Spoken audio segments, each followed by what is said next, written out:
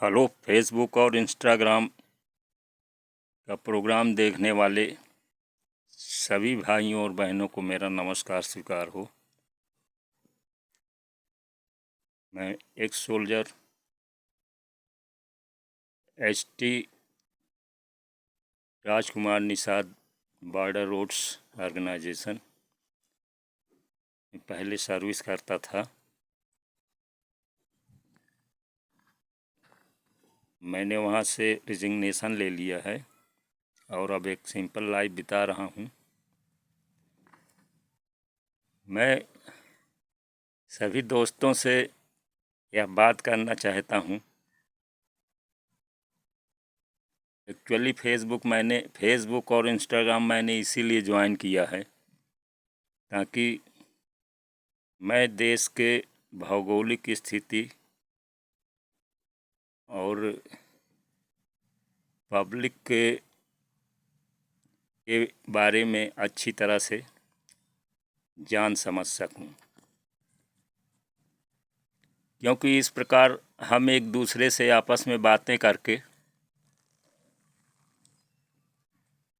बहुत कुछ life style के बारे में और ज़िंदगी को ठीक प्रकार से जीने के ढंग को अच्छी तरह से समझ सकते हैं और उससे जो है एक दूसरे से कुछ जो हमारे में कमी होता है उसको हम कुछ डेवलपमेंट कर सकते हैं, अपने आप को डेवलप कर सकते हैं। मैं अपनी बैक हिस्ट्री लाइफ के बारे में आपको बतलाऊं कि मैं कॉलेज स्टडी के टाइम पर जब मैं ललितपुर डिस्ट्रिक्ट में था, उत्तर प्रदेश ललितपुर में, मेरे बड़े ब्रदर पूज्य श्री विजय कुमार वहाँ पर जूनियर इंजीनियर थे, सर्विस करते थे। मैं उनके ही साथ रहता था। 1983 में अचानक हमारी मुलाकात फिल्मी दुनिया के जाने माने संगीतकार श्री रविंद्र जैन से मुलाकात हुई। मैं और मेरा एक फ्रेंड लाल सिंह सेतिया दोनों थे। एक्चुअली हम दोनों, हमारे एक प्रिंसिपल साहब हैं, उनसे मुलाकात करने के लिए चर्च गए हुए थे डिस्ट्रिक्ट ललितपुर में। तो वहाँ पर चर्च के पास ही होटल में रविंद्र जैन जी बैठे हुए कुछ लोगों से बातें कर रहे थे। कुछ लोग उनको घेरे हुए थे। तो हम लोग भी वहाँ अचानक पहुँच गए। तो उन्होंने वो हम लोग की तरफ मुखातिब हुए और बोले, आइए, आप लोग कहाँ से आए हैं। जब उन्होंने मेरे बारे में जाना कि मैं इसी शहर के जूनियर इंजीनियर का छोटा भाई हूँ, तो उन्होंने वेलकम किया और हमें कोका कोला ड्रिंक करने के लिए दिया और बतलाने लगे कि मैं नदिया के पार फिल्म के लिए धुन तैयार किया है, म्यूजिक तैयार किया है। मैं म्यूजिशियन हूँ और नदिया की पार सचिन और साधना एक्टर की फिल्म है, वो जल्दी ही रिलीज़ होने वाली है। आप लोग इस फिल्म को ज़रूर देखना। हमने कहा, अंकल ये तो बड़ी अच्छी बात है। फिर ऐसे ही कुछ दिन बीता। 15-20 दिनों बाद सचिन और साधना का प्रोग्राम हुआ ललितपुर में। वहाँ पर इलाइट टॉकीज के माध्यम से अरेंजमेंट हुआ था, जिला प्रशासन भी था। दोनों ने मिल कर के अरेंजमेंट किया था और सचिन और साधना 10-15 लोग जो है एक टीम आई हुई थी। इसमें म्यूजिक और डांस का प्रोग्राम हुआ था। तो मैं और लाल सिंह दोनों प्रोग्राम देखने के लिए पहुंच गए। ये प्रोग्राम हो रहा था, सचिन और साधना का डांस प्रोग्राम शुरू था। वो नदिया के पार फिल्म के सभी गीत गा करके और डांस करके लोगों को, पब्लिक को दिखा रहे थे। हम लोग आगे की लाइन में बैठे थे। पास में हमारे बगल में ही ललितपुर डिस्ट्रिक्ट के जिलाधिकारी श्री नूर मोहम्मद साहब बैठे थे। उनसे हमारी दोस्ती थी जिलाधिकारी साहब से। तो दोनों तीनों लोग जो है आपस में बैठे हुए थे और प्रोग्राम देख रहे थे। तो जब साधना सिंह का और सचिन का डांस शुरू था, हो गया, तो उसे देखकर हमको बहुत ही मतलब रिक्रिएशन बड़ा अच्छा आनंद आया। तो अचानक ही हमारे मन में पता नहीं कैसा जो है रोमांच से ऐसा रोमांच उत्पन्न हो गया। या हमने कहा, जिलाधिकारी साहब थे, हमने कहा सर अब मैं तो जो है इनसे थोड़ा बात करना चाहता हूँ, सचिन और साधना से।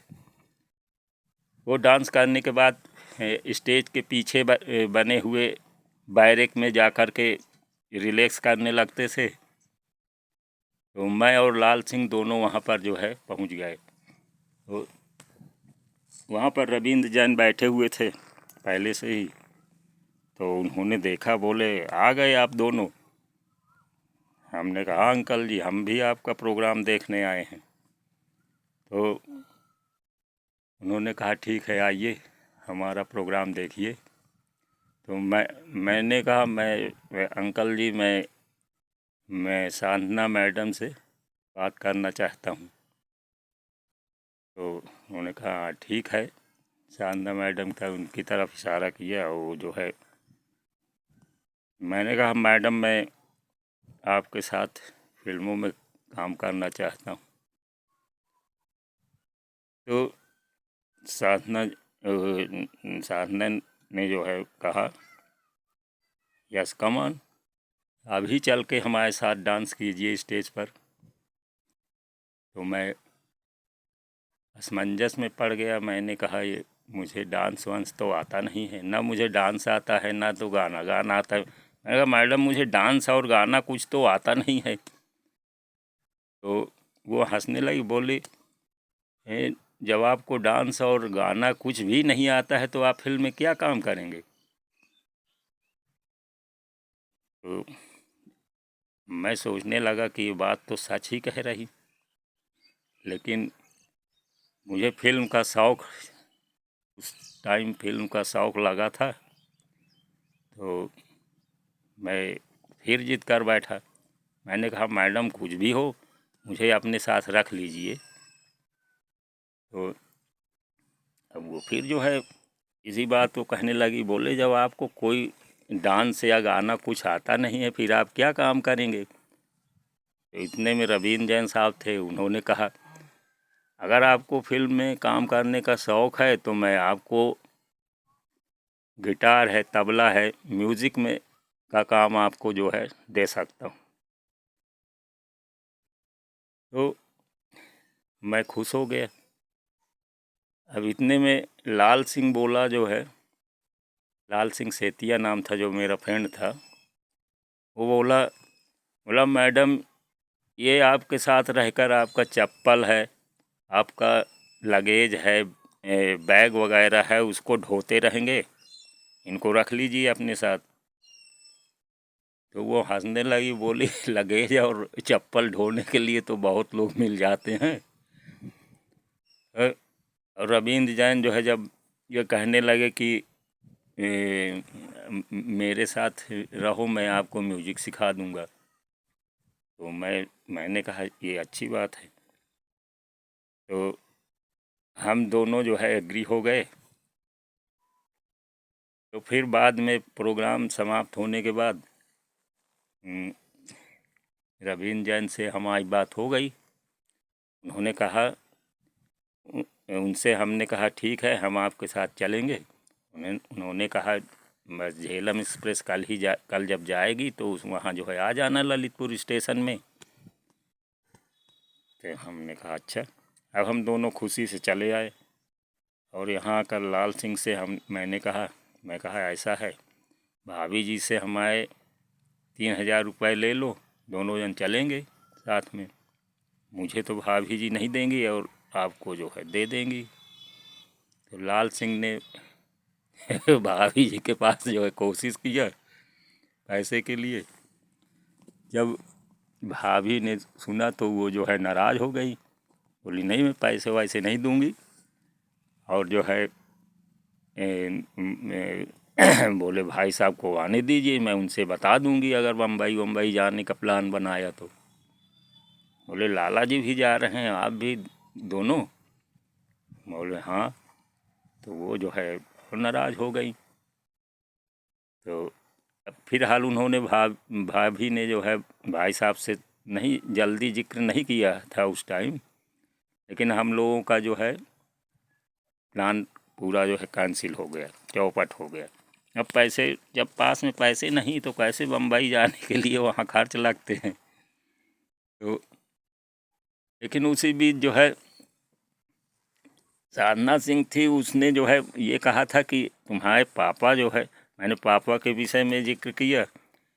मैंने कहा मेरे पापा जी ग्रेप सेंटर में सर्विस करते हैं पूना में। तो उन्होंने कहा तुम्हारे पापा पूना में सर्विस करते हैं, उनके पास जा कर के रह कर के तुम फिल्मों में प्रवेश पा सकते हो, वहाँ फिल्म में कुछ काम करना चाहो तो उनके पास रह कर के जो है ट्राई कर सकते हो। तो मैंने कहा मेरे पापा फिल्म के फेवर में नहीं हैं, अगर वो जान जाएंगे तो मुझे गुस्सा होंगे, अपने पास आप रखिए। तो उसने कहा ठीक है, आप बम्बई आना और पापा के पास आना, वहाँ फिर देखा जाएगा। इसके बाद अचानक जो है कुछ दिन बीतने के बाद मेरे पिताजी थे, पापा जी, उनको ये था कि मैं कितनी जल्दी सर्विस में एडजस्ट हो जाऊं। उन्होंने जो है लेटर में लिखा कि बेटे राज, अगर तुम नौकरी करना चाहते हो तो यहाँ ग्रिफ में हिंदी टाइपिस्ट और क्लर्क की वैकेंसीज निकली हुई हैं, यहाँ आकर के ट्राई करो, फार्म भर दो। तो मैंने सोचा अभी तो ठीक है, अभी भाई साहब हैं, ये मुझको जो है पढ़ने के लिए जो है जोर लगा रहे हैं, लेकिन इनके मूड का नहीं कहा जा सकता है। मेरे से कोई जानी अनजानी गलती हो जाए तो ये मुझे जो है डांट पीट कर भगा देंगे घर से, बोलेंगे जाओ गाँव में रहो वहाँ। तो मैंने सोचा कि अगर न आगे मैं पढ़ाई में स्टडी में ठीक प्रकार से सक्सेस हो पाऊँ तो कुछ नहीं से कुछ तो अच्छा है, बाद में मुझे सर्विस भी नहीं मिल पाएगी, मैं क्या करूँगा। ये सोचकर मैंने जो है फॉर्म भर दिया और पापा से कहा कि मुझको जो है अगर वहाँ जॉब मिल जाता है ग्रेफ विभाग में तो ये बड़ी अच्छी बात है। तो बाद में मैं वहाँ पर गया 1984 में और मैंने एग्ज़ाम दिया ग्रेफ विभाग में पूना में जा कर के, और उसमें मैं सक्सेस हो गया। अपनी टीम में मेरा चौथा नंबर था एग्ज़ाम में।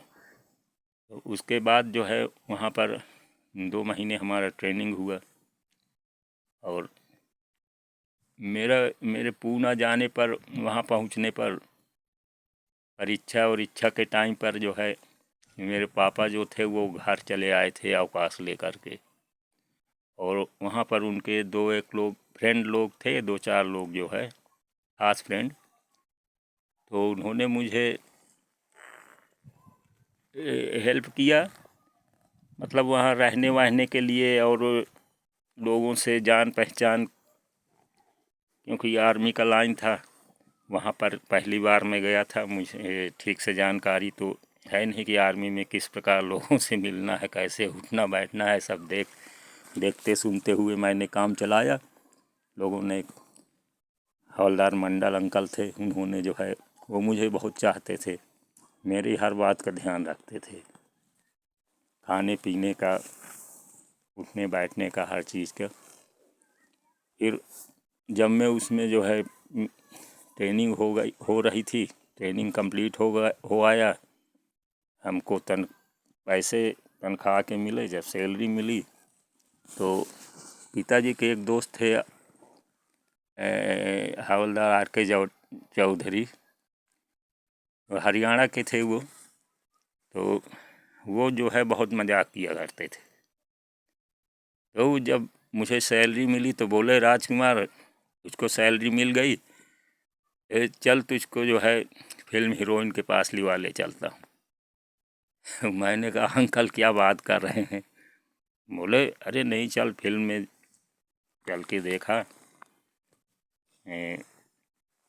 तो अब जो है मैं कहा अंकल, एक साधना सिंह एक्ट्रेस है, वो ललितपुर में मुझसे जो है मुलाकात हुआ था। तो उन्होंने जो है कहा था कि आप जो है यहाँ बॉम्बे में आना, हम फिल्मों में काम दे देंगे। तो बोले हाँ, इसीलिए तो मैं कह रहा हूँ चलो। हम दोनों जो है बाइस्किल से जो है एक किराए से बाइस्किल ले लिया दोनों ने और वहाँ गए। तो राजश्री स्टूडियो वहाँ पास में था। राजश्री स्टूडियो में गए तो वहाँ पर जो है इधर उधर देखा, लोगों से मिले। हाँ, जल्दी अंदर जाने नहीं देते हैं, गेट पर सेंट्री होता है, लेकिन अब वो आर्मी में काम करते थे, वहीं नज़दीक में ही राजश्री स्टूडियो था। वहाँ अक्सर घूमते टहलते पहुँच जाते थे विजिट करने के लिए। उनको लोग जानते समझते थे। तो वहाँ जा कर के जो है हम लोगों ने, मैंने साधना सिंह के बारे में पूछा तो लोग जो है इधर उधर जो थे वहाँ पर, तो वो हंस रहे थे, मुस्करा रहे थे। बोले साधना सिंह से मिलना है। हमने कहा हाँ। तो कोई जो है कुछ भी ठीक से रिप्लाई नहीं देता था। अब बाद में किसी ने कहा, बोले इधर देखो, इधर आगे जो रूम दिख रहा है वहाँ एक हीरोइन रहती है, वहाँ जाओ, उनसे मुलाकात कर लो, पता कर लो। तो वहाँ एक्चुअली दीप्ति नवल एक्ट्रेस रहती थी। तो रूम के बाहर ही लिखा था दीप्ति नवल, बोर्ड लगा था, नेम प्लेट। तो मैंने देखा बाहर जो है, तो मैंने जो है उधर दरवाजे नॉक करना उचित नहीं समझा। मैंने कहा यार, मैं साधना सिंह से मुलाकात करने आया हूँ, यहाँ तो दीप्ति नवल का बोर्ड लगा है, मुलाकात नहीं हो पाएगा, चलो चलते हैं वापस, नहीं तो आप जाओ खूब घूमो। जो चौधरी अंकल थे उनको जो है मैंने ऐसे कहा, मैंने कहा आप जाओ खूब घूमो, मैं तो चलता हूँ, लाइन जाता हूँ सीधा। तो मैं रिटर्न हो आया वहाँ से, वापस आ गया लाइन में। और वहाँ पर वो तो पीछे आए बाद में जो है। तो वहाँ मंडल अंकल जो थे तो वो मेरा इंतज़ार कर रहे थे। उन्होंने मुझसे पूछा, राजकुमार कहाँ गए थे? तो मैंने कहा अंकल, मैं चौधरी अंकल के साथ थोड़ा घूमने के लिए गया था, जो राजश्री स्टूडियो है वहाँ चला गया था घूमने के लिए। अब मंडल अंकल मेरे ऊपर नाराज़ हो गए, बोले बेटा क्या ये फिल्म उल्मों की बात आप लगा रखे हो? बोले फिल्म में जाने वाने का शौक छोड़ दीजिए, आपको सर्विस मिल गई है, आप अपने सर्विस को ठीक प्रकार से कीजिए। तो इस प्रकार से जो है, मुझे पहले फिल्मों का शौक़ था, फिल्म में जाने का, लेकिन बाद में मुझे सर्विस मिल गई और मैंने फिल्म में जाने का इरादा भी बदल दिया। जब अपने को सर्विस मिल गई तो वहाँ भी बाहर प्रदेश में रहने किसी फिल्म से कम नहीं था, हैं। फिल्म की लाइफ जैसा हमारा ग्रेफ डिपार्टमेंट भी है। तो मेरी पहली पोस्टिंग जब असम में हुई तो वहाँ मुझे एक दो हीरो थे, असम प्रांत के ही हीरो प्रफुल्ल महंता थे, एक बार उनका प्रोग्राम था, स्टेज शो प्रोग्राम था। वहाँ जो है लोगों ने हमें जो है इनवाइट किया था। 3-4 दोस्त थे, सभी को जो है प्रफुल्ल महंत जी ने, प्रफुल्ल महंत क्या सांसद जी थे, बीके गोस्वामी सांसद थे, उन्होंने हम लोगों को इनवाइट किया था। बोले यहाँ जो है प्रफुल्ल महंता हीरो हैं, उनका जो है स्टेज प्रोग्राम है, आप लोग आइए। वहाँ गए, वहाँ पर महंत जी से मिले और उनके फिल्म इंडस्ट्री के लोग थे। हालांकि वो असमी भाषा का प्रोग्राम करते थे, लेकिन हम लोग के फरमाइश पर कुछ लोगों ने जो है हिंदी गाने भी गाए और काफ़ी अच्छा गाया था। तो वहीं पर जो है तेजपुर था, वहाँ जो है सिटी, वहाँ हेमंत कुमार एक्टर का खुद का निजी का टाकीज़ है, फिल्म टाकीज़, उनकी खुद की फिल्म लगी हुई थी टार्जन। टार्जन फिल्म जो है लगी थी, उसको हम लोग देखने गए थे 2-3 दोस्त। तो टिकट पूरा फुल हो चुका था, बाद में कोई गुंजाइश नहीं थी। तो जब तक जो है इधर खिड़की के विंडो के पास जाके हम 3-4 लोग खड़े थे, वो तो पूरा जो है अंदर से ये था, लाख लगा था। तो वापस लौटने का इरादा जब सोचा तो इधर बैकग्राउंड से हेमंत कुमार ब्रिज नाम था उनका एक्टर का, तो वो चले आ रहे थे। तो उन्होंने देखा वो, तो हम लोगों को शक्ल से पहचान लिया कि ये तो कोई आर्मी के मालूम होते हैं, फोर्स के लोग हैं। उन्होंने पूछा क्या है भाई, टिकट क्या फुल हो गया, टिकट नहीं मिल रहा है? लोगों ने कहा सर टिकट नहीं है, पूरा विंडो लॉक है, अब हम लोग वापस जा रहे हैं, फिल्म देखने आए। बोले कहाँ से आए हैं आप लोग, आर्मी पर्सनल हैं क्या? हमने कहा हम लोग वार्तक से आए हैं। तो उन्होंने कहा ठीक है, कोई बात नहीं, टिकट फुल है, मैं आप लोगों को जो है टिकट दे देता हूँ। और उन्होंने अपने पास के ही एक कर्मचारी को बुलाया, बोलो इनको भाई साहब लोगों को जो है अंदर लिवा ले जाओ, कहीं एडजस्ट कर दो। तो 3-4 लोग थे, हम लोग जो है हेमंत कुमार से फिर बातें करने लगे, हाथ वाथ मिलाया सभी लोगों ने। तो फिर जो है उसकी फिल्म देखा। तो हेमंत कुमार जी से भी हमारी मुलाकात हुई थी, प्रफुल्ल कुमार महंत से वहाँ तेजपुर में हमारी मुलाकात हुई थी। ऐसे ही सर्विस लाइफ में बहुत से लोग थे, बहुत लोग हैं ऐसे, जगह जगह पर जो है मुलाकात होते रहे हैं। और फिल्मों में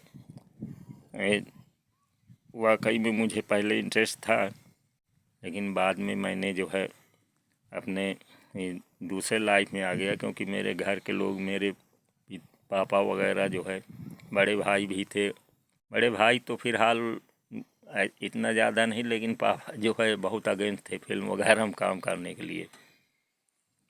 तो इसलिए मैंने इरादा चेंज कर दिया, नहीं तो मैं अपना दूसरा ही लाइफ बिताता। अब बस आज के दिन इतना ही। मैं टाइम पर आप लोगों से बात करता रहूँगा।